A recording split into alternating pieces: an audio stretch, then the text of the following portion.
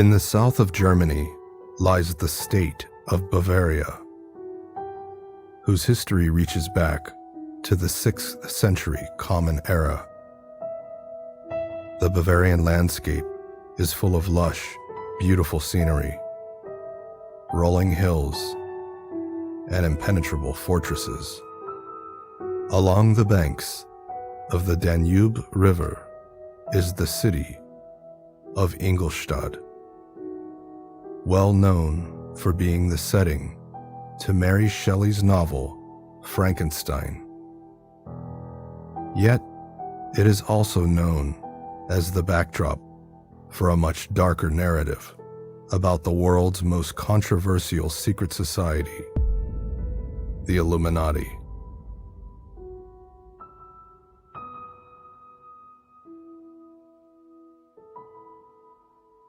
The true story of the Illuminati is not a horror story, nor is it a conspiratorial account of nefarious intentions set on enslaving humanity or bringing forth the end of days. This is a rare and unvarnished insight into the mysteries of the Order and their secret rituals.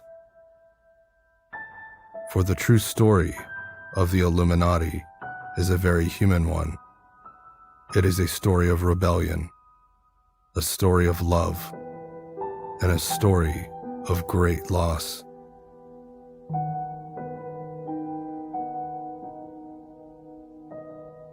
The Illuminati was founded in 1776 by Adam Weishaupt and 6 of his pupils.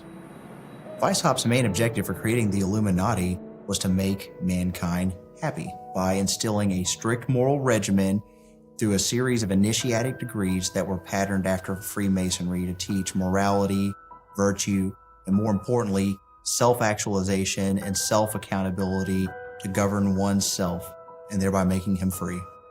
He created this society to bring about almost revolutionary change to Bavaria and possibly to Germany or Europe as a whole. Weishaupt got this idea of forming a secret society by one of his students, who was not a Bavarian. He came from central Germany. He showed him a number of books, which Weishaupt then devoured. They were Masonic books as well as Rosicrucian tracts. And Weishaupt developed this idea that by forming a secret society, he could actually accelerate the pace of the Enlightenment. During this time of the Enlightenment, though, this is also the age of the secret society. And how can you think of Age of Enlightenment, new science, rational thought, and secret societies? What you have to think about is that the idea of initiation, the process of gathering knowledge that has been lost or has been unknown to you, was equated with enlightenment. Now, this entire time they're fascinated with the ancient world, neoclassicism, etc., Greece, Rome, and then also Egypt. And so this idea of ancient mysteries practiced by the ancients is being revived, revolutionizing our thought. These secret societies saw themselves as inheritors of these ancient mysteries.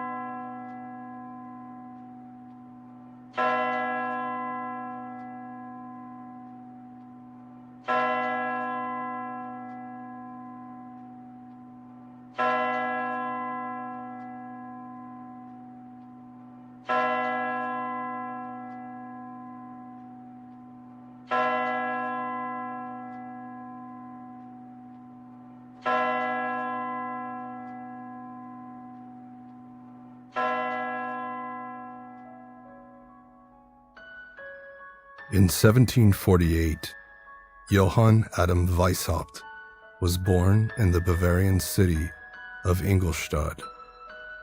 By the time Weishaupt was only 5 years old, both his mother and father would be dead. After the tragic death of his parents, however, fate stepped in. Weishaupt's godfather, the Baron von Eichstätt, took over the care for Weishaupt. It would be Baron von Eichstätt who would plant the seeds of the forbidden fruit of knowledge in Weishaupt, which would end up blossoming into the infamous Order of the Illuminati. The Baron von Eichstätt was the book censor for Ingolstadt University, a Jesuit institution. So all of the books you're not supposed to read, Adam Weishaupt, as a young man, reads all of these books, and he starts to understand that all these popular philosophical works, these aren't inherently bad, but what it does is it minimizes the role of the state and also the role of the church in society. And what ends up happening is that, he reads these pieces and he's conversing with some of his students, and he gets the idea as early as 1774. There's a draft paper that's in Berlin that's called A School for Humanity, and it kind of is the little proto thing for the Illuminati. It was necessary to do this behind closed doors because the Jesuits had a monopoly on the university system. The Jesuits were formed essentially as the Pope's army. The Jesuits had been very influential in education in general and at the university. Weishaupt was definitely on the side of the Enlightenment and very much opposed to the ongoing influence of the Jesuit order at the University of Ingolstadt. It's because the church during the 18th century held a huge copyright on free thought. During the Age of Enlightenment, this started to come apart, and so there's friction. This was a period where there was heavy censorship on works. The Catholic Church owned most land, knowledge, your soul even. And so this concept, a dual concept of secret, not secret, that's where it came into being.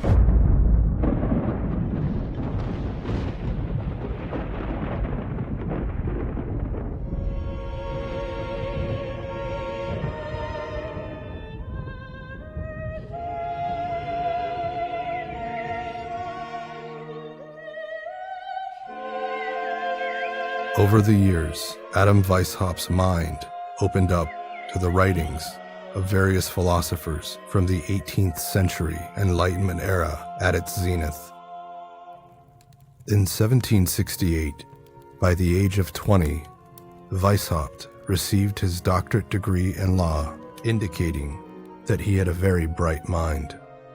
From 1772 to 1773, several important events occurred in Weishaupt's life. He obtained a professorship of law at Ingolstadt University and married his first wife, Afra Sausenhofer, against the wishes of his godfather. During this time, Pope Clement XIV disbanded the Jesuit order. This opened up an opportunity for non-Jesuits to teach canon law at Ingolstadt University. Weishaupt secured this new appointment and became the first non-Jesuit in the history of Ingolstadt University to teach canon law. As Weishaupt's career progressed, his liberal views became apparent to his Jesuit colleagues, and he became their #1 enemy on campus. While the Jesuits conspired against Weishaupt, he used his intellect to fight back. The concept itself was more about having a new order of the ages so that humanity could complement each other and work to a greater good. To improve yourself so that you can be of service and you can also teach and instruct and be an example for someone else. He drafted a paper titled A School for Humanity, a philosophical doctrine which outlined a preliminary structure for his own secret society.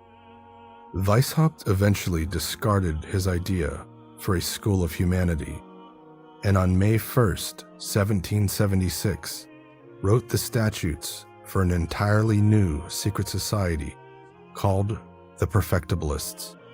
That means believers in the continuous perfection of mankind, believers and fighters for the improvement of mankind and its condition. He writes about why one should have such an order and also whether such an order would be dangerous to society. These are things he openly addresses. There's a Machiavellian undertone in all this about absolute power he could have over people who do not even realize that it is him having this power over them. When you have this goal, you become dangerous. In a similar manner, other secret societies have had similar goals and have therefore become dangerous. You have to understand that during this time in Bavaria, it was a Catholic country, that many people not only had no ownership of their mind, they didn't even own their own land. So there was no movement for the human soul to express themselves. They don't really realize to what degree their lives are monitored in the ideal society he's going to erect. He speaks of a society in which everyone is observed. I think these ideas are absolutely common ground at that time, but they have the clear notion that humanity might be able to develop mentally, to develop into something higher, and that should be attractive for practically everyone to reach that perfection. It's more in a way that the old idea of medieval philosophers that perfection comes after the world is destroyed in a divine revolution, that this idea is just dropped. You can get this perfection on earth, and you can strive for it and you can create it.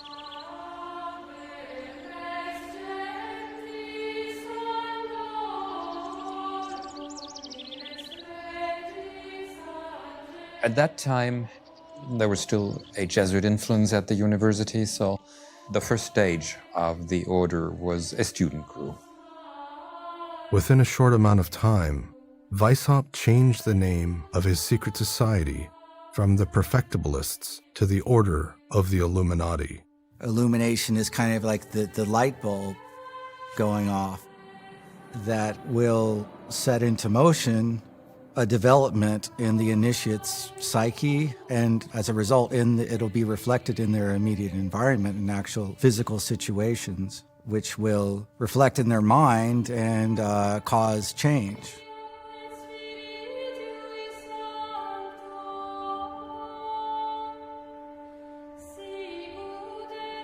In the old days, before progressive reforms and liberal reforms and everything else, it was always a secret. The men in the town knew something, or they wanted to keep secrets among them, or they had oaths, and they kept those secrets among the men. And then eventually, those men used those secrets to their benefit. And it was to protect the people in the town. It was to protect the people in the city and the county. They were trying to explain in the best way they knew how their own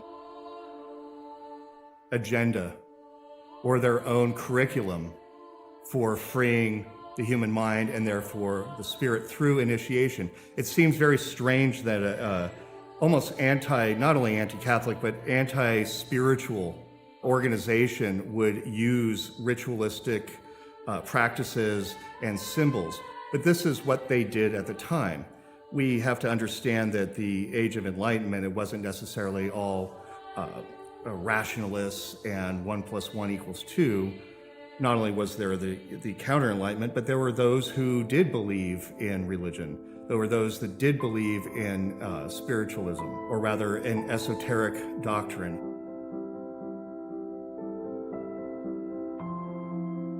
The Illuminati degrees were broken up into 3 classes: the Minerval class, the Freemasonic class, and the Mysteries class, comprising a system of 12 degrees.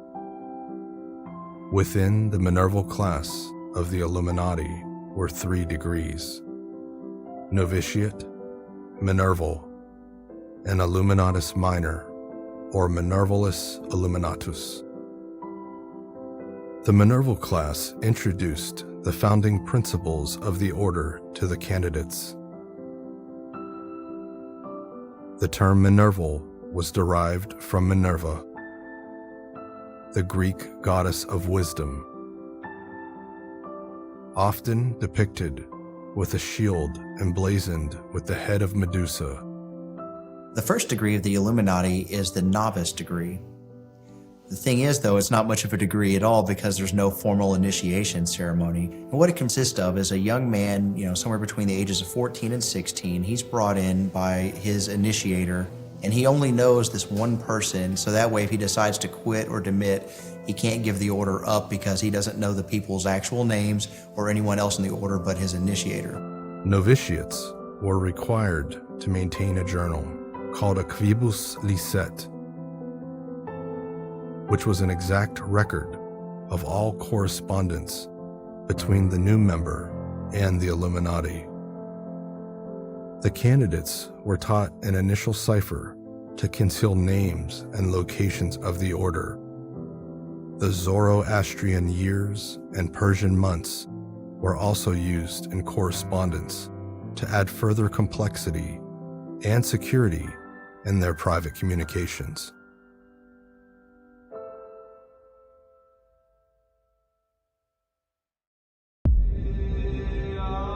In 1777, Weishaupt became a member of the Freemasons. He joined the Zur Behutsamkeit Lodge, or the Lodge of Caution. Weishaupt only reached the degree of Fellowcraft before he decided not to continue in Freemasonry. But his cunning mind spotted an opportunity to grow his own order by infiltrating Masonic lodges and recruiting their members. The Illuminati did this by chartering their own Masonic lodge, St. Theodore of Good Counsel. They begin to infiltrate Freemasonry. They create a lodge, Theodor zum Guten Rate, and that is opening the doors into Freemasonry. Now they are accepted, and it's not clear that they are more than that, and that they have some hidden ambition in that lodge. The plan was a success, and the order of the Illuminati expanded. This organization, that is Freemasonry, is a scaffold, a structure whereby you can hang your own thoughts, your ideals, and even some of the higher degrees of Freemasonry have that in mind. As the Illuminati continued to grow and evolve, Weishaupt was struck with a devastating blow in his personal life. His beloved wife, Afra Sausenhofer, died. Afra Sausenhofer was Adam Weishaupt's first wife, and she gets sick and is dying right around 1780, and Adam Weishaupt is totally distraught. And that was a very heavy blow to Weishaupt and his only surviving daughter. Yet fate stepped in once again for Weishaupt. In May of 1780, Baron Adolf von Knigge, a well-known Freemason and master ritualist, joined the Illuminati, which altered both Weishaupt's life and the destiny of the order forever. Knigge was ambitious. He must have been, in his way, charismatic, and he is highly engaged in the lodges in Germany, and he's a good networker, and he is interested in all these secret observations. Knigge quickly became a part of the Illuminati's inner circle, and with Weishaupt's permission, began revising the second degree of the order, the Minerval degree. In the Minerval degree, the candidate was placed in a dark room by an officer known as his godfather, who told him, "Here you may reconsider once more whether or not you remain resolved to join the order. If the candidate wished to proceed, his hat and sword were collected.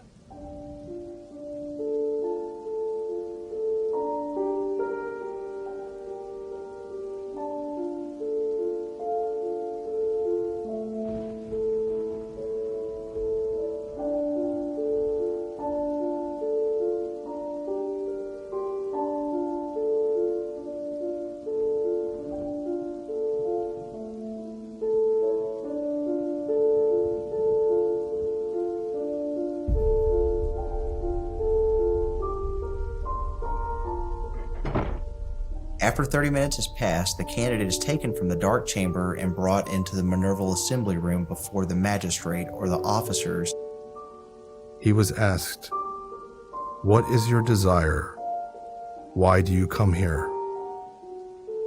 After the initiate answered, he then pledged eternal silence, secrecy, and obedience to the Illuminati. The Minerval modes of recognition were then taught to him. Ekes este Babaloi was given to him in charge as such as the secret passphrase of a Minerval, which was derived from the ancient Greeks, meaning "away, away, ye profane." The secret grip was demonstrated by the joining of two hands and then tapping the hand of the other member with the pinky finger 3 times. The secret sign, called the blinding sign, was illustrated by a salute that shadowed or blinded the eyes. The candidate was then awarded with a Minerval jewel, a beautiful emblem of learning and graduation into the early stages of enlightenment.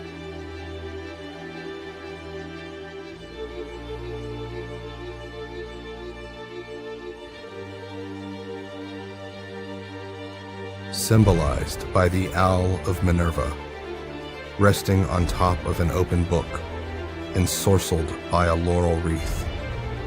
The letters P, M, C, V on the open book stood for the Latin phrase "Permacaci vident," meaning, "Through me the blind become sighted." At the conclusion of the Minerval ceremony, the superior returned the candidate's sword and hat to him. He then signed the minutes book at the secretary's station. Secrecy is important because there are many teachings that go in a gradual system, and if you give all the teachings and secrets at the beginning, sometimes we're not ready to understand those concepts. So the secret maintains an order to the gradual advancement of the person getting the knowledge. It's important to make the distinction between a secret society and a society with secrets. The Masons are still a society with secrets, whereas the Illuminati was a secret society. The difference being a Mason can say, "I'm a Freemason," they just can't discuss what it is that they do in the ritual of Freemasonry. The Illuminati cannot mention membership at all. That's a secret society. So you take, for example, the Masons. What's a different secret society would be like the Mafia. I can wear a Masonic ring and tell you that I'm a Freemason. You'll never see me wear a Mafia ring, and so you'll never know whether I'm in or not. The Illuminatus Minor, or Minervalis Illuminatus degree, was a ritual used primarily for inculcating into the mind of the candidate the various symbols found within the Minerval class of degrees. He was told, "Now take a look at the pyramid. This is the symbol of our illustrious order, which takes large steps closer toward its goal, only if the members join forces, working toward its attainment for the honor of the Supreme Architect and the happiness of the world, which is why you find written here the letters D, P, Deo Proximo, meaning close to God. The candidate was also instructed on the esotericism of the god-headed bird holding the Gorgon's head. Overall, this symbol was indicative of gaining wisdom through various trials in life and constant study.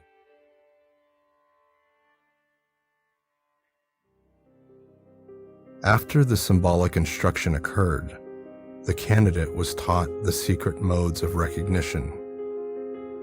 The secret passphrase was Cave ne cadas, Latin for beware of falling from your high place. The secret grip was demonstrated by two hands conjoined and the thumb tapping the other hand 3 times. The secret sign was the thumb and index finger spread outward. What this degree is are the leadership of the Minerval Assembly. Now, for someone to get to this period, they already had to have been made a Master Mason. And that's important because if you're going to advance at all in the Illuminati, you have to be a Freemason. And it was so that way they could have that seamless connection between the Secret School of Wisdom and the Masonic degrees.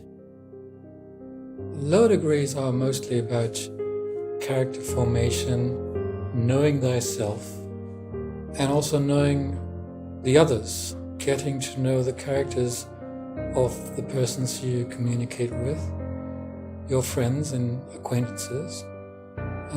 Particularly impressive is the incredibly long list of questions by which individual candidates' character was to be assessed and vetted so thoroughly that it was completely unrealistic to do this. It's pages and pages of very intricate and detailed questions concerning the character of each individual candidate. So that's a very important element of the lower degrees. While Kaniga strived to bring the order to a new level of ritual excellence, a second enemy of the Illuminati arose. A Rosicrucian group calling themselves the Golden and Rosy Cross. They were also a secret society. However, the philosophy of these Rosicrucians couldn't be more disparate than the Illuminati. They believed in the ultimate goal of the universal reformation of mankind through the practice of studying and mastering the metaphysical laws of the universe. By combining the ritual practices of alchemy, Hermeticism, Kabbalah, and Christian Gnosticism.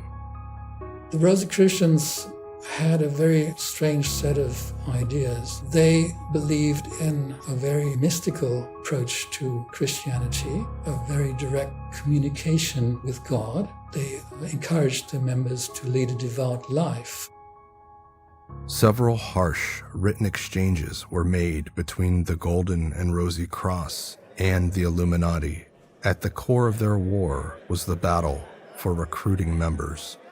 As the war waged on, Weishaupt encountered yet another major obstacle in his personal life. He had impregnated his deceased wife's sister, Anna Salzenhofer, out of wedlock.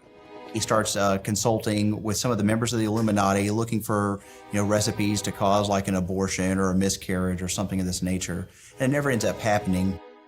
As a result of this controversy, Weishaupt beckoned his friend and fellow member of the Illuminati, Baron Thomas de Bassus, to let Anna go into hiding at Sandersdorf Castle. He eventually married her, but that was a long struggle for him because according to the rules of the Catholic Church, you had to get a special dispensation from the Pope himself to be able to marry a sibling of your first partner. During this time, Kaniga began adapting the Masonic degrees of the rite of the strict observance into the Illuminati and aggressively set into motion his plan for infiltrating Freemasonry. Knigge's infiltration is strategic. He is getting into lodges, asking high-profile members to join, and for them it is in a way attractive, as they are building a kind of internal superstructure in these lodges. You can be a normal Freemason and you can be a special Freemason in a hidden congregation, and that's extremely interesting. Knigge believed that incorporating a class of Freemasonic degrees into the Order of the Illuminati would allow Freemasons to feel more comfortable in transitioning into an alternative system. The main reason why they wanted to do this is because they had no money at all. And so their thought was, well, if we graft ourselves onto the Masonic system, we can have a fertile ground for recruiting members, but more importantly, we can have their money. And Weishaupt, albeit reluctantly, agreed. Although Knigge revised various aspects of the Masonic rituals, the themes of mortality and reflection remained the same.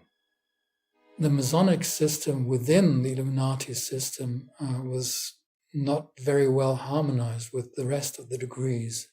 They didn't really teach what Weishaupt was most concerned with. They were mostly in line with existing Masonic degrees, which were generally practiced at the time.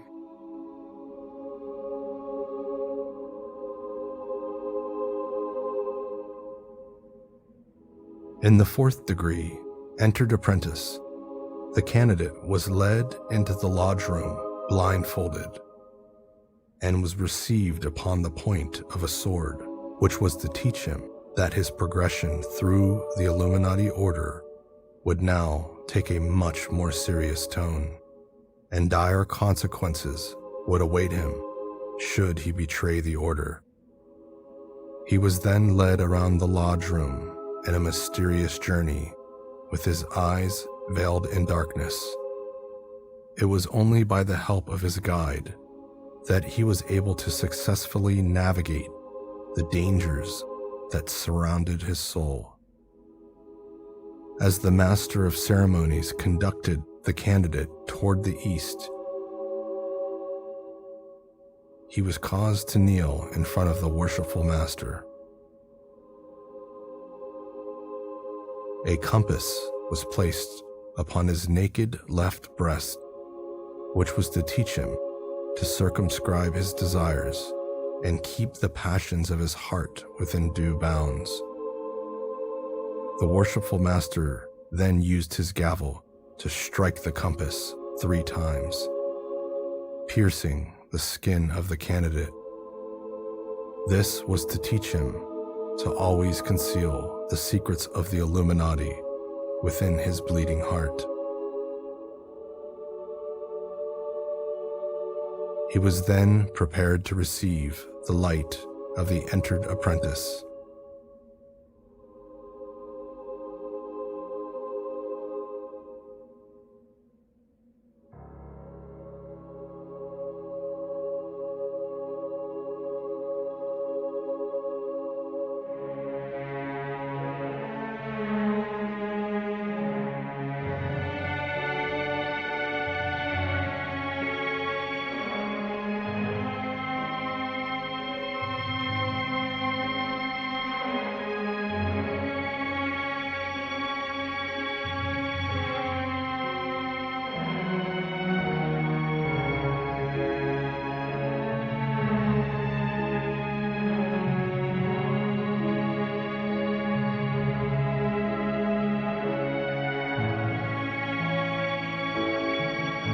As his blindfold was removed, the worshipful master told him, "Behold, the host of men, armed and ready to avenge perjury.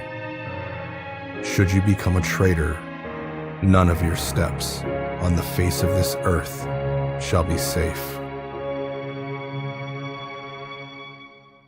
There's an overlap between the Illuminati and the Masons. The Masons had 14 United States presidents who were Freemasons, and because there's always been that overlap between the Illuminati and the Masons, it's always been said that the country was run by the Illuminati. Really, the founding fathers were Freemasons, including 9 of the signers of the Declaration of Independence, including the most famous one, John Hancock. A lot of the founding principles were based on Masonic principles. There were 13 colonies. Some say that that was intentional. There's been claims that Bermuda had requested colonization as part of, and to be the 14th, that they were denied because they wanted to keep it at that 13. So believe what you will with that. But it's also understood that Masonic lodges that overlapped different borders at the time were the reason why there was trust built between those colonies, which in essence united the states of America. The Masons had more of an influence, more so than what people think is really the background work of the Illuminati. A lot of people have this wrong notion that the Illuminati influenced the American Revolution. Actually, it was quite the opposite.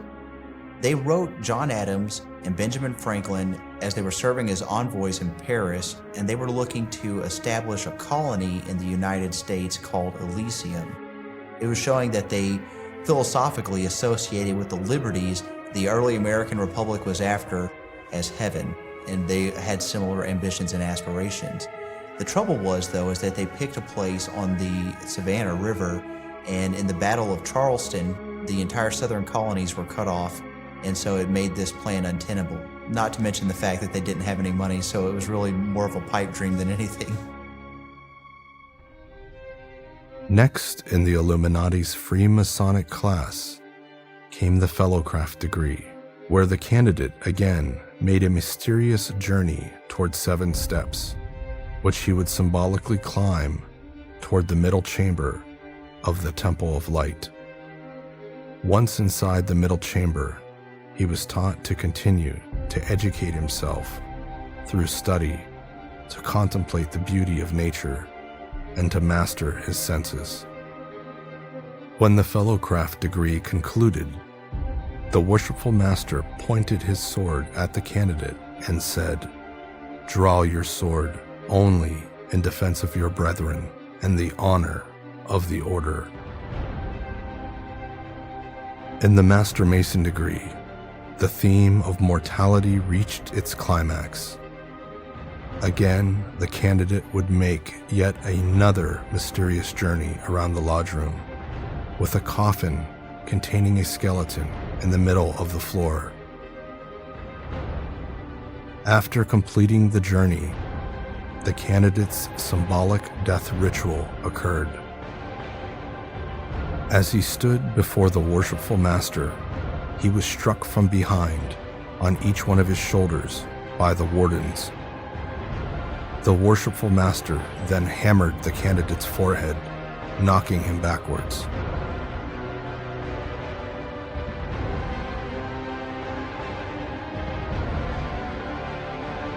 He was placed in the coffin with a veil over his head, with all of the brethren pointing their swords toward his heart. This act symbolized the doorway of death he would symbolically pass through on his way to the pillars of initiation into the greater mysteries. The candidate is taught that all things that may be unpleasant actually may not be bad, just as all things that are pleasant may not be good.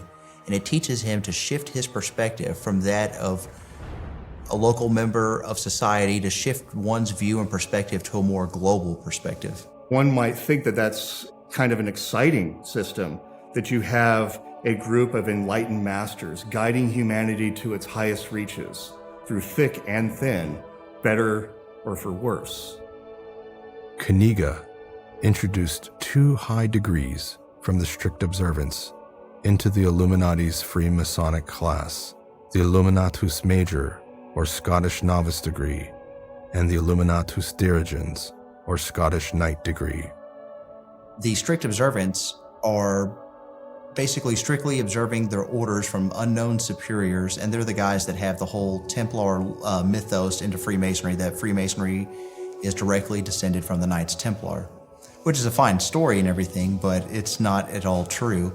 It was just a mythology. You bridged into a higher order, which was one of knighthood. And this wasn't just from craftsman to knighthood. This was a transition to a spiritual order. Knigge takes the 2 Scottish degrees from the strict observance and he tries to augment them and put them into the system. So what ends up happening is that the Illuminati, their Scottish novice degree, is really a play like on the Scots master degree that's in the strict observance system. This is where the themes of the Freemasonic class within the Illuminati order transitioned from mortality to inner reflection. The worshipful master handed the candidate a mirror and told him, "The order gives you this sharpness of sight, this degree of enlightenment. Behold the image in this mirror. It is your own. Self-knowledge is the magical looking glass through which you may read the souls of others. The path to the hearts of other men begins with your own heart. Therefore, begin with yourself. Do you believe that inwardly you are as you appear on the outside? Study your physiognomy often, daily, hourly. You will constantly discover new features, and you will learn to judge others by these features. What a beautiful and what an ugly thing it can so very often be to behold the unconcealed human heart. Nosce te ipsum. The secret sign of the Illuminatus Major or Scottish Novice was the index finger of the right hand pointing toward the heart, and the index finger of the left hand pointing upward toward the moon. This sign alluded to a passage in the degree about how the initiates of this degree would only meet under the light of the moon in its first quarter, where the writing stated, "Only he who sees with the eyes of Minerva's bird, laboring under the protection of this benevolent orb, will surely find them." This rite, from the first degree up to its last, was controlled by unknown superiors, secret chiefs, and this is something that pops up in Illuminati conspiracy. Again, this controlling secret group that controls all of humankind or this particular order. This was a particularly popular theme at this period, and it exists later on. You have the secret chiefs in Theosophy, and also references to it in the OTO. And there was also the hidden assumption that if anyone has any secret knowledge about alchemy and magic, then it must be people of social standing. So there is some idea behind it in the beginning that you might use the input gate for all these secret branches of knowledge. Whether they are, in a way, magic, I don't really get this. The 8th and final degree of the Illuminati's Freemasonic class was the Illuminatus Dirigens, or Scottish Knight, where the real deviousness of Adam Weishaupt began to surface. The legend of this degree was based in part on the Battle of Bannockburn in Scotland during the year 1314, where the exiled Knights Templar fought alongside Robert the Bruce. However, instead of instilling the ideals of knightly virtue into the new Illuminatus initiates of this degree, Weishaupt focused on using this degree to create a secret network of spies to gather information on Freemasonic lodges and use their influence to recruit more members into the order of the Illuminati. Becoming an Illuminatus dirigens, or Scottish Knight, of the order meant that in addition to being responsible for directing the Freemasonic degrees within the Illuminati, the member was also charged with spying on Freemasonic lodges and influencing decision-makers within these circles to join the Illuminati. It was actually written in the statutes of this degree that the Illuminati believed themselves to be the secret superiors of Freemasonry. The candidate was told, "Happy are you who may cross this hallowed threshold. We welcome you in our midst. Ever blessed the day we opened unto you the portal only the wise and honorable man may enter. Here you see a part of the unknown Holy Legion, bound with inseverable bonds, to fight for mankind. If you wish to make yourself worthy of guarding the inner sanctum, your heart must be clean and pure, your spirit ablaze with divine fire for the dignity of your nature." The sign of this degree was made forming the shape of an X, which alluded to St. Andrew's Cross, the patron saint of the Scottish degrees. The password was Jehovah. There was this unique opportunity for the Illuminati to take over lodges which were becoming disaffected with the strict observance, which by then was falling apart. This was a major component in the Illuminati order's success. I would love to see how many members per lodge they get, because they seem to be sweeping higher members of lodges, or more interesting members of lodges, at one group into the order. They need this large input, because if you create a Minerval church anywhere, you need at least 5-6 members to have a starting point. As a result of Kniga's recruiting efforts, a multitude of Freemasons joined the Illuminati. They managed, with Kniga's help, to convert a lot of individual Freemasons and whole lodges almost to the Illuminati order. The Illuminati got a strict focus on actually getting involved in intellectual work, on improving your character, on improving society, via improving your character, offering their own option of a high-grade system right at the point of time when high-grade Freemasonry in Germany is in crisis. In 1782, the Congress of Wilhelmsbad was called to order. Many leading Masonic figures attended. Representing the Illuminati was Kniga. Two major turning points at the Congress of Wilhelmsbad tipped the scales in favor of the Illuminati. The first was that the rite of the strict observance officially denounced their Templar origins, resulting in a major rift in the order. The second major turning point was that Johann Bode, a German translator and deputy Grand Master of the Grand Lodge of Hamburg Freemasons, joined the Illuminati.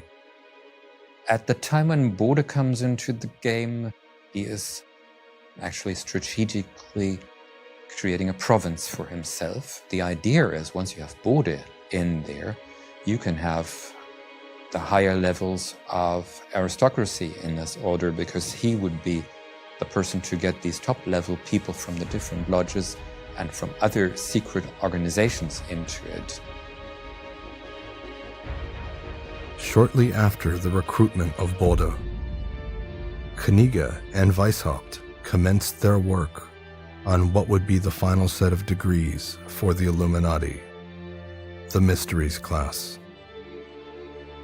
The 9th degree, presbyter or priest, speculated on the purity of religion. The candidate was tempted with a crown, scepter, sword, gold, and priest's garments. The candidate was told to choose from these items. If he reached for anything other than the priest's garments, he was told, "Begone, unholy man." If he reached for the priest's garments, however, one called out to him, "Hail thee, noble man, peace be with you." The Holy Legion of Assistants shouted, "Hail and blessings to the kings and priests of the new union. Blessed be you, be illuminated, and go in peace." The presbyter degree, it contained a peculiar theology, really, consisting of Weishaupt's ideas, but also of Knigge's ideas. That was probably the only degree where central ideas of both men really were joined together, which also caused some friction. It's really Adam Weishaupt's take on Jean-Jacques Rousseau's discourse on the origin of human inequality. On the one side, Rousseau takes you up the hill that mankind starts in a primitive state and is enslaved by his needs, and Weishaupt takes you down the other side of the hill and shows you by curbing your needs, you obtain your original state of freedom. The 10th degree, princeps or regent, discussed Weishaupt's view on society. Up to this point, the candidate has submitted himself to very demanding obligations and monthly reports, the Quibus Licet reports. So when he is initiated as a regent, he's set free from all these obligations, and all the files the order has collected on him up to this point are returned back to the candidate. And the thinking is that he's so tightly bound to this system that obligations are no longer necessary for him to be a loyal and faithful member of the order. In the ritual of this degree, bones and a crown laid out before the candidate was to teach him that whether the bones belonged to a king, a nobleman, or a beggar, all are the same at death. The initiate was told that slaves were not allowed and that he must profess his wish to be truly free from the chains that bound him to his state of slavery. Once the candidate was freed from the bondage of his restraints, he then entered a room where he observed a shepherd's crook, which denoted he was charged with leading others to freedom. He received a Roman cap of liberty in accordance with the ancient Roman tradition of when slaves from that era were literally set free by their masters. The crown set before him was to remind him that he should never desire to trade the Roman cap of liberty for the crown. Around this time, Knigge began to view Weishaupt as a hypocrite for preaching freedom and liberty through the Illuminati teachings, yet gave no real authority to Knigge to further develop his own ideas within the order. As a result, Knigge and Weishaupt had a falling out, and thus the rituals for the Docetists and Philosophi degrees were never finished. The 11th degree, Docetists, was the first of the greater mysteries and was considered highly heretical in the eyes of the Roman Catholic Church.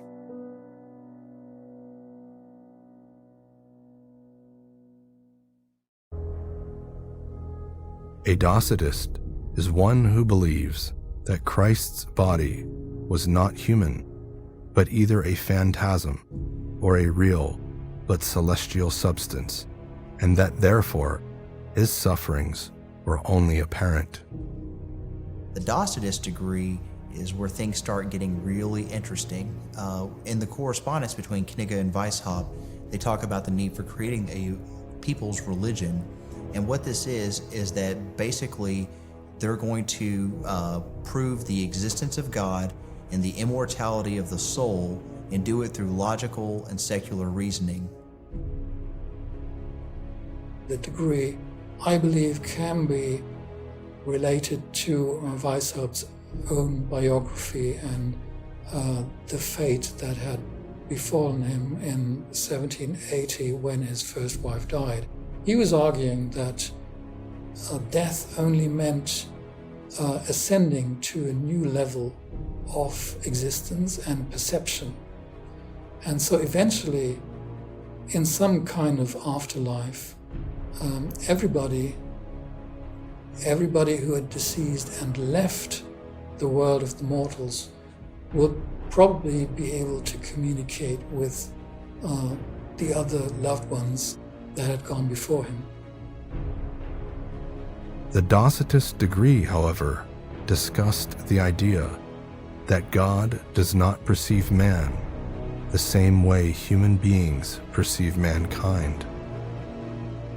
Nor does God have a body and senses as we do, but is more of a divine mind, and therefore God perceives what happens to life as the effects of certain forces only observable to him. The writings in the Docetist degree conclude with the daring statement that says, "We turn God into a man and convert the infinite to the finite." This is where the great mysteries come in, these ideas of the ancient mysteries, because this natural religion could not exist side by side with competing state gods who sought to control society. So the idea of the natural religion became part of a mystery which was to be practiced or worshiped in secret. This is the real basis for what we say is ancient mystery schools. They don't really exist in this form. The history of these ancient civilizations don't really have this concept. The final degree of the Illuminati was the Philosophi degree. Like the preceding degree, it had no completed ritual. The former themes of restoring man to his natural state of liberty by curbing one's needs was intertwined with the concept that one must view the world from a broader perspective, that man only considers right from wrong, good and evil from their own personal perspectives, and that to understand these concepts more fully, one must assume an external point of view, to see the true cause and effect of actions, and that from this perspective, what is good might actually be bad, and what is wrong might actually be right. This is where the political system of the Illuminati is trying to enact, its political reforms are fully fleshed out. It's a panorama of philosophy of history which centers on two ideas in particular. The correlation between population and the advancement of humanity. This theme resonated with Weishaupt in Bavaria, given the rolling back of the Enlightenment by Charles Theodore and the control and censorship of academia by the Church. It is within this context that we see Weishaupt's motivation for creating the Illuminati and the religious and political solutions offered by his order were really one and the same. The solutions Weishaupt attempted to offer through his own philosophy were less relevant to others, and this was one of the primary reasons that the Illuminati failed. It was in a large sense one man working out his own issues and attempting to manifest his own utopian vision as reality. Weishaupt was an ambitious man. He could also be quite ruthless and acerbic.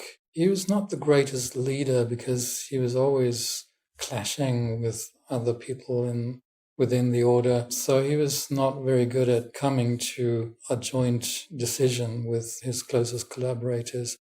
In 1784, the Illuminati began to fall apart. Kaniga resigned from the order, causing a major setback.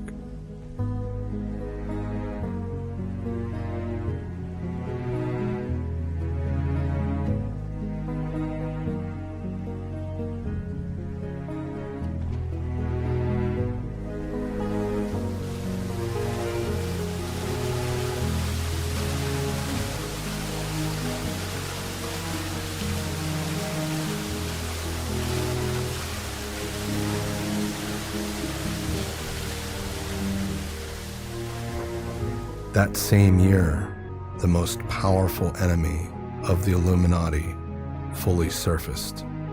Charles Theodore, Elector of Bavaria.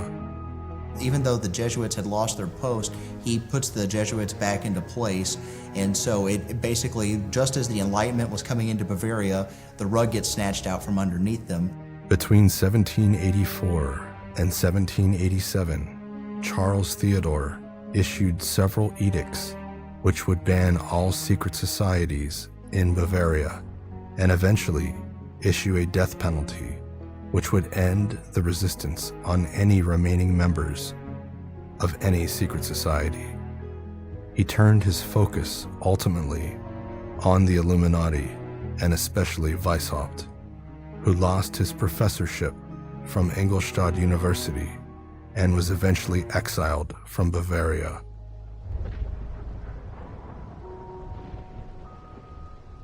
What's happening at the end of the order is, in a way, dark. Dark because we don't have a document that says that's now the end. Any such organization is doomed to fail. I see how the Illuminati fail in their practical work. They realize, no, it's not going to work any longer. The last activities that we know of were in 1788, and there's no question that the Illuminati order actually was dissolved.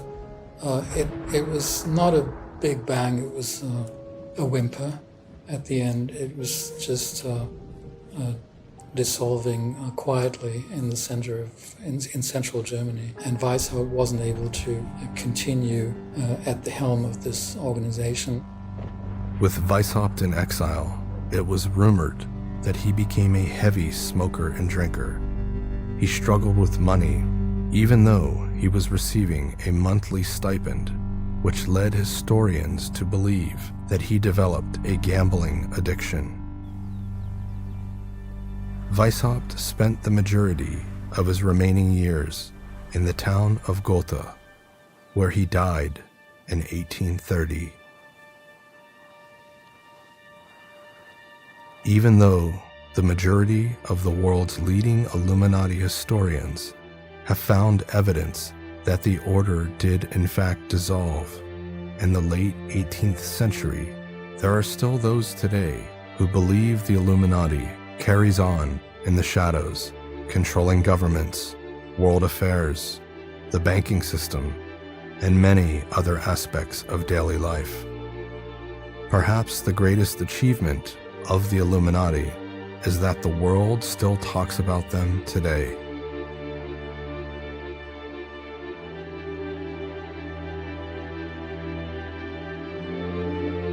I'm sure there are certain fraternities and certain groups that, I'm sure people would equate with the Illuminati, like the OTO or some other organization. I know that there's the Fraternitas Saturni, which is another group that maybe people associate with the Illuminati.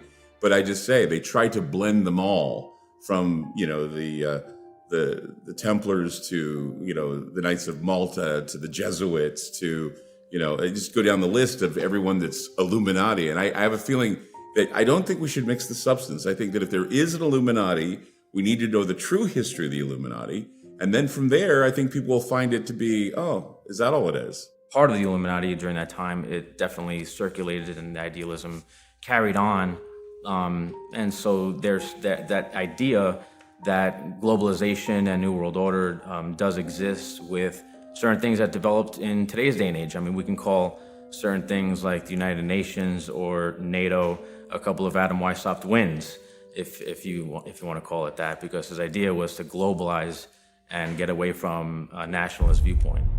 There are dangers to globalization because you might hit absolute power, and then you'll have no watchers to oversee the watchers.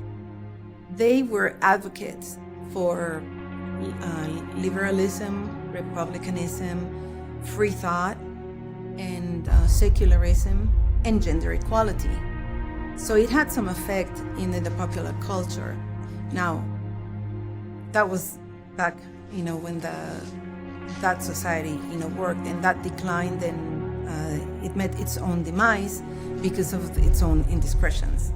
But it did maintain an aura of mystique to where at the beginning of last century it was taken up by some to describe intentions of groups and other societies that were taking their name to have that in their societies as a level of hierarchy, and because it had its own aura of mystique to where they used it to attract membership. And of course, it has taken a life of its own because a lot of people think that the Illuminati still exist and that they're an entity of, to themselves. And it is not my belief to the research that I have found. And a lot of people are intrigued by it. And a lot of people who really partake on the conspiracy theory make it as a given when it's actually unsubstantiated, that exists today. The Illuminati is an organization, a secret organization that anymore is the catch-all for everything bad in the world anymore. I've done countless talk shows about the Illuminati, and I've had several people call my radio show claiming that they're part of the Illuminati or they've had some experience with the Illuminati, and I always shake my head and say, well, didn't you know the Illuminati disbanded like several hundred years ago? They say, well, there were secret organizations that have branched off. I kind of think that maybe, yeah, there are a few branches that have kind of went their various ways, but I think that right now, when you talk about the Illuminati, it becomes nothing more than a very safe, marketable boogeyman. Some people actually believe in the idea that there is some kind of secret society called the Illuminati, which calls the shots even today, which controls international organizations and the way that the world is being run on a global scale. That, of course, is nonsense, but it's quite interesting in its own right.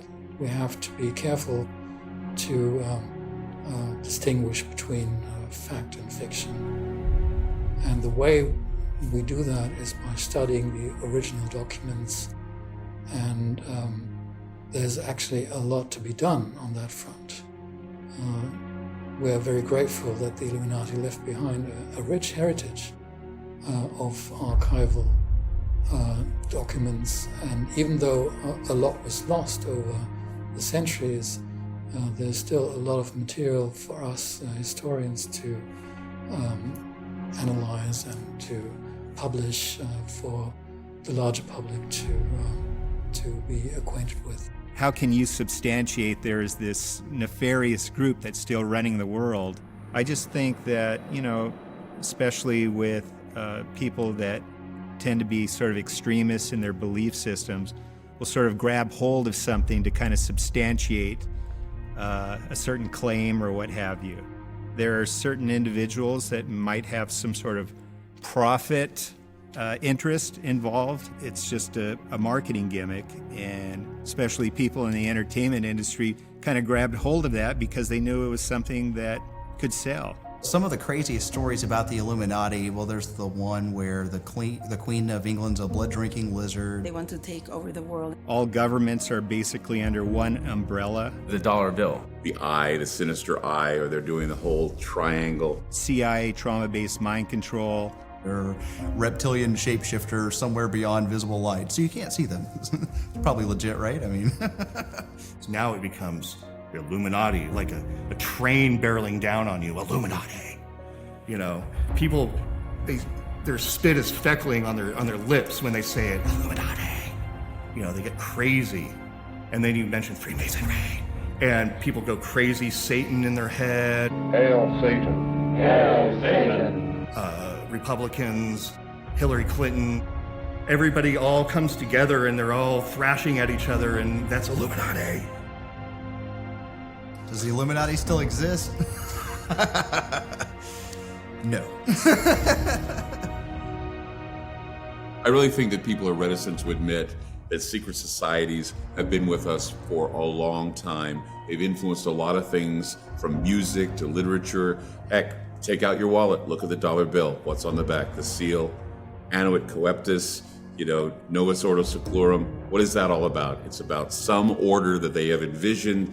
He has favored our undertakings. All of this stuff is is all Illuminati, and it's there, and it's going to be with us for a long time. It does not exist. The Illuminati does not exist today. Despite whatever headway is made, what we can prove about what they truly were, nobody was going to want to believe it because they're already set in their way, because conspiracies just refuse to die. However, it's important to put this information out there, because if it enlightens someone,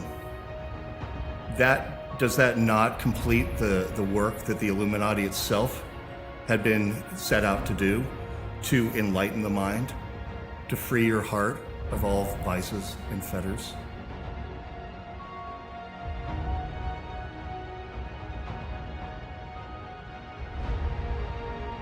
Whether the world will ever accept that the Illuminati were simply a group of like-minded individuals who desired to make the world a better place through education and moral refinement does not matter, because there is a profound lesson in the Order's story, that those who search for the light in the darkness and do not stray from the path may indeed find illumination.